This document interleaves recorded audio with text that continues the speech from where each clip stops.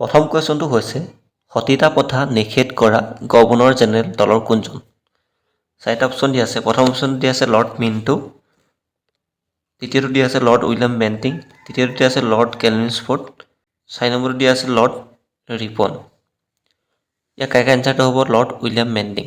Lord William বেণ্টিঙৰ দিনতে সতীতা প্ৰথা নিষিদ্ধ কৰিছিল। আৰু এজন ব্যক্তি জড়িত আছিলে ইয়াত, সেই ব্যক্তিজন হৈছে ৰাজা ৰামমোহন ৰায়। ইয়াৰ পৰা আৰু কুৱেশ্যন হ'ব পাৰে যে জালিয়ানৱালাবাগ হত্যাকাণ্ড বা চম্পাৰণ সত্যাগ্ৰহ বা খিলাফত মুভমেণ্ট কোনজন গভৰ্ণৰ জেনেৰেলৰ দিনত হৈছিল? তেতিয়া হ'ব লৰ্ড কেলভিনস্ফৰ্ড। আনচাৰ চিটো হ'ব কাৰেক্ট। আৰু এটা হ'ব পাৰে লোকেল ছেল্ফ গভৰ্ণমেণ্ট কোনজন গভৰ্ণৰ জেনেৰেলে প্ৰতিষ্ঠা কৰিছিল? সেইজন হ'ব লৰ্ড ৰিপন। আনচাৰ ডিটো কাৰেক্ট হ'ব। দ্বিতীয় কুৱেশ্যনটো হৈছে 1682 চনত কামৰূপত মোগল শাসন অন্ত পেলোৱা আহোম ৰজা তলৰ কোনজন? ৰুদ্ৰসিংহ আছিল নে, গদাধৰ সিংহ আছিল নে, জয়ধ্বজ সিংহ আছিল নে, চুকাফা আছিল? 1682 চনত কি হৈছিল? 1682 চনত হৈছিল ইটাখুলি ৰণ। আৰু সেই সময়ত আহোম ৰজা আছিল গদাধৰ সিংহ। গদাধৰ সিংহৰ দিনতে ইটাখুলি ৰণ হৈছিল। আৰু গদাধৰ সিংহই ইটাখুলি ৰণৰ জৰিয়তে কামৰূপত মোগল শাসন অন্ত পেলাইছিল। বা কেতিয়াবা সুধিব পাৰে যে মোগলৰ শাসন অন্ত পেলোৱা যুদ্ধখনৰ নাম কি আছিল? তেতিয়া হ'ব ইটাখুলি ৰণ। কিমান চনত হৈছিল? 1682 চনত। আহোম ৰজা আছিল গদাধৰ সিংহ। ৰুদ্ৰসিংহ আছিল গদাধৰ সিংহৰ পুত্ৰ, আৰু ৰুদ্ৰসিংহই নামদাঙৰ শিলৰ সাঁকো নিৰ্মাণ কৰিছিল। চুকাফা হৈছে আহোমৰ প্ৰথমজন ৰজা, যিজনে 1228 চনত আহোম ৰাজ্য প্ৰতিষ্ঠা কৰিছিল, আৰু তেওঁ 1253 চনত চৰাইদেউত আহোম ৰাজ্যৰ ৰাজধানী স্থাপন কৰিছিল। নেক্সট কুৱেশ্যনটো হৈছে বৰ্ম সমাজ প্ৰতিষ্ঠা কৰা ব্যক্তি তলৰ কোনজন? ৰাজা ৰামমোহন ৰায় নে, মহাত্মা গান্ধী নে, বাল গংগাধৰ তিলক নে, ৰাধাকৃষ্ণ? বৰ্ম সমাজ প্ৰতিষ্ঠা কৰিছিল ৰাজা ৰামমোহন ৰয়। সৰ্বপল্লী ৰাধাকৃষ্ণনে প্ৰতিষ্ঠা কৰিছিল ৰামকৃষ্ণ মিছন। ৰামকৃষ্ণ মিছন কোনে প্ৰতিষ্ঠা কৰিছিল আহিব পাৰে ৰামকৃষ্ণ মিছন? এইটো হ'ব সৰ্বপল্লী ৰাধাকৃষ্ণন। নেক্সট কুৱেশ্যনটো হৈছে হিউৱেন চাঙক কামৰূপলৈ আমন্ত্ৰণ জনোৱা আহোম ৰজা তলৰ কোনজন?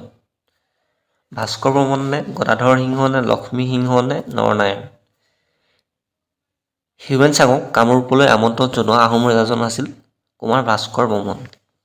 ভাস্কৰ বৰ্মনৰ সমসাময়িক ৰজা আছিল হৰ্ষবৰ্ধন, আৰু হৰ্ষবৰ্ধনৰ দিনতে ভাৰতলৈ হিউৱেন চাং আহিছিল। আৰু ভাস্কৰ বৰ্মনে এই হিউৱেন চাঙক নিমন্ত্ৰণ কৰিছিল, আৰু এই ভাস্কৰ বৰ্মন আৰু হৰ্ষবৰ্ধনৰ মাজত এজন দূতে তেওঁলোকৰ সম্পৰ্ক ৰক্ষা কৰি আছিল। সেইজন দূত আছিল শংখবেগ। শংখবেগ এইটো কুৱেশ্যনত আহে। শংখবেগ তেওঁ বিয়া পতা নাছিল, সেইকাৰণে তেওঁক কুমাৰ ভাস্কৰ বৰ্মন বুলি জনা যায়। চাঙে ভাৰতলৈ আহি এখন কিতাপ ৰচনা কৰিছিল। কিতাপখনৰ চি ইউ কি। সেইখনতে তেওঁ আমাৰ কামৰূপৰ কথাও উল্লেখ আছে, কামৰূপৰ ৰজা ভাস্কৰ বৰ্মনৰ কথাও তাত উল্লেখ কৰা আছে।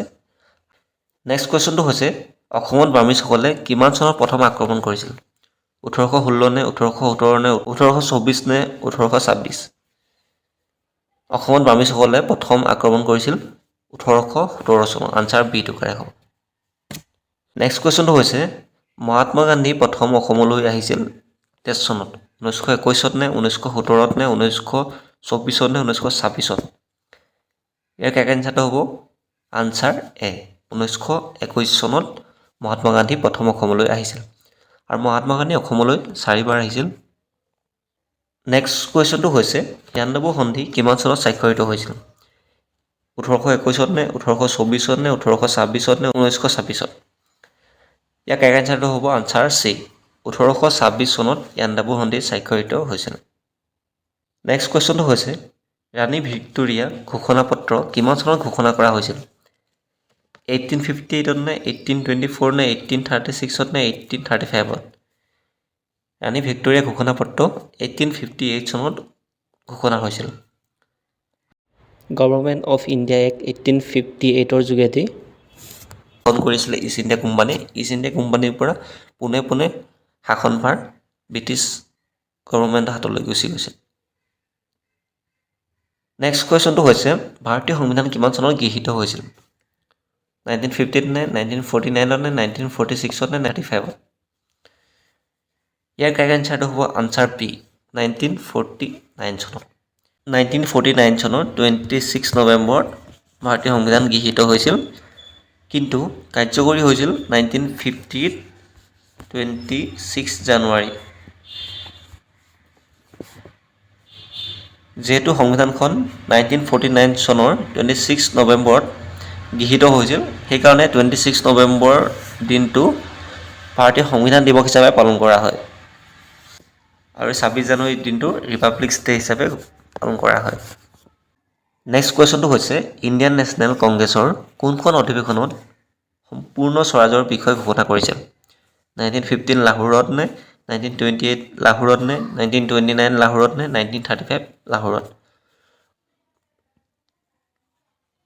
তলৰ কোনখন অধিৱেশনত ইণ্ডিয়ান নেশ্যনেল কংগ্ৰেছত পূৰ্ণ স্বৰাজৰ বিষয়ে ঘোষণা কৰিছিলে সেইটো সুধিছে ইয়াৰ কাৰেক্ট এনচাৰটো হ'ব আনচাৰ চি 1929 চনৰ লাহোৰ ছেছনত বা লাহোৰ অধিৱেশনত নেক্সট কুৱেশ্যনটো হৈছে মাকাম নামৰ উপন্যাসখনৰ লেখক তলৰ কোন আছিল ৰীতা চৌধুৰী আছিল নে ৰীতা বৰুৱা আছিল নে অনুৰাধা শৰ্মা পূজাৰী আছিল নে ৰঞ্জু হাজৰিকা আছিল মাকাম উপন্যাসখনৰ লেখক আছিল ৰীতা চৌধুৰী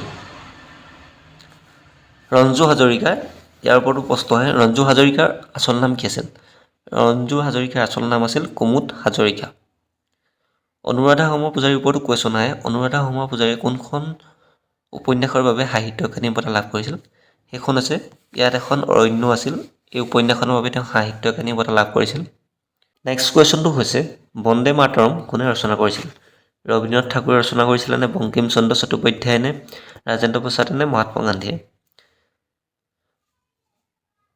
বন্দে মাতৰম ৰচনা কৰিছিলে বংকিম চন্দ্ৰ চট্টোপাধ্যায় আনচাৰ বিটো কাৰেক্ট হ'ব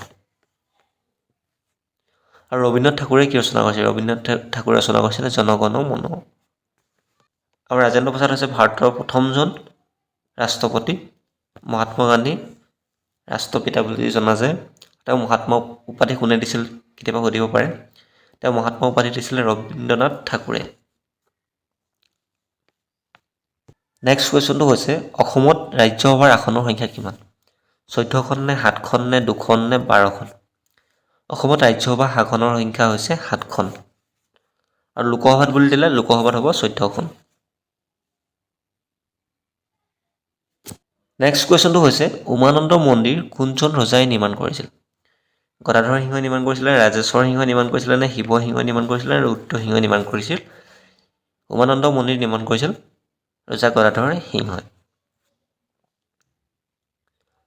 উমানন্দ মন্দিৰটো কোনখন পাহাৰত আছে কেতিয়াবা সুধিব পাৰে সেইটো হ'ব ভস্মাচল পাহাৰ যিটো আটাইতকৈ এটা সৰু নদীদ্বীপ ৱৰ্ল্ডৰ সেইটো হৈছে পিকক আইচলেণ্ড আৰু পিকক আইচলেণ্ডত অৱস্থিত আৰু তাকে ভস্মাচল পাহাৰ বুলিও জনা যায় আৰু উমানন্দ মন্দিৰত কোনজন ভগৱানক বেছি পূজা কৰা হয় সেইটো দিব পাৰে তেতিয়া হ'ব মহাদেৱ বা শিৱ নেক্সট কুৱেশ্যনটো হৈছে নামদাঙৰ শিলৰ সাঁকো কোনজন ৰজাই নিৰ্মাণ কৰিছিল গদাধৰ সিংহই নিৰ্মাণ কৰিছিলে নে ৰাজেশ্বৰ সিংহই নে শিৱ সিংহই নে ৰুদ্ৰ সিংহই ইয়াৰ কাৰেক্ট এনচাৰটো হ'ব আনচাৰ ডি ৰুদ্ৰ সিংহই নামদাঙৰ শিলৰ সাঁকো নিৰ্মাণ কৰিছিল নেক্সট কুৱেশ্যনটো হৈছে ইটাখুলিৰ ৰণ কিমান চনত হৈছিল আৰু আহোম ৰজা কোন আছিল ইটাখুলিৰ ৰণ কিমান চনত হৈছিল সুধিছে গদাধৰ সিংহৰ দিনত হৈছিল নে 1682ত নে ৰাজেশ্বৰ সিংহৰ দিনত হৈছিলে 1682ত নে শিৱ সিংহৰ দিনত হৈছিলে 1826ত ৰুদ্ৰ সিংহৰ দিনত হৈছিলে 1882ত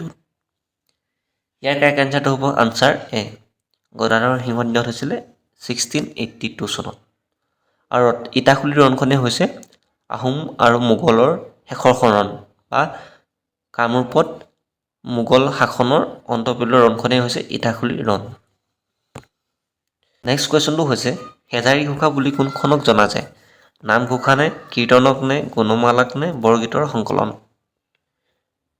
হেজাৰী ঘোষা বুলি জনা যায় নামঘোষাক আনচাৰ এইটো কাৰেক্ট হ'ব আৰু নামঘোষা কোনে ৰচনা কৰিছিল নামঘোষা ৰচনা কৰিছিল মহাপুৰুষ মাধৱদেৱে আৰু মাধৱদেৱৰ জীৱনৰ কীৰ্তিস্তম্ভ বুলি জনা যায় নামঘোষা আৰু শংকৰদেৱৰ জীৱনৰ কীৰ্তিস্তম্ভ হ'ল কীৰ্তন হৈছে শংকৰদেৱৰ জীৱনৰ কীৰ্তিস্তম্ভ শংকৰদেৱ। গুণমালা হৈছে শংকৰদেৱে ৰচনা কৰা আটাইতকৈ সৰু এখন সংকলন হ'ব পাৰে যে হাতী মাৰি চুঙাত ভৰোৱা বুলি কোনখন পুথিক জনা যায়, সেইখন হৈছে গুণমালা।